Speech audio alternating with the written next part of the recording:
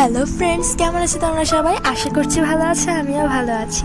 সবাইকে আমার নতুন ব্লগে অনেক অনেক স্বাগতম। তো অনেক দেরি করে ভিডিও দিচ্ছি বলে প্লিজ মাইন্ড করো না। পূজার মধ্যে অনেক বেশি ব্যস্ত ছিলাম, তো তাই দেরি হয়ে যাচ্ছে। তো আজকে আমরা পূজার শপিং করতে আসছি। তো এটা 1 মাস আগের ব্লগ, তোমরা এখনই দেখো, কোনো প্রবলেম নেই। এই পূজার ব্লগ, পূজার শপিংয়ের ব্লগ আমি পরপর দিয়ে দেবো। পূজার শপিংয়ে এবার বেশি ব্লগ করা হয়নি, অনেক কেনাকাটায় ব্যস্ত ছিলাম। তো ফার্স্ট আমার জুতা কেনাকাটা করছিলাম, মানে সবার জন্যই জুতা কেনা হলো। আমি কিনেছিলাম এটা ডে থেকে।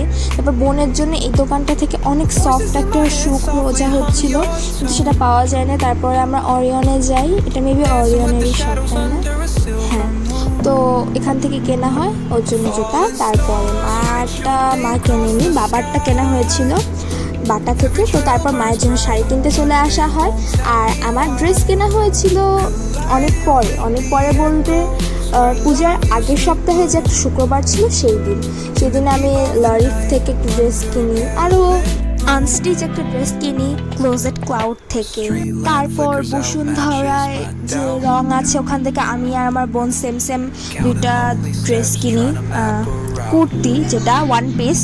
বোনের জন্য বিভিন্ন টাইপের ড্রেস কেনা হয়েছিল, কিন্তু বেশিরভাগ ছিল হচ্ছে লং পার্টি ফ্রক ড্রেস, যেটা ওটা দুইটাই সফট কালারের মধ্যে নেওয়া হয়েছে। একটা নেওয়া হয়েছে বসুন্ধরা থেকে, আরেকটা নেওয়া হয়েছে টোকিও স্কয়ার থেকে।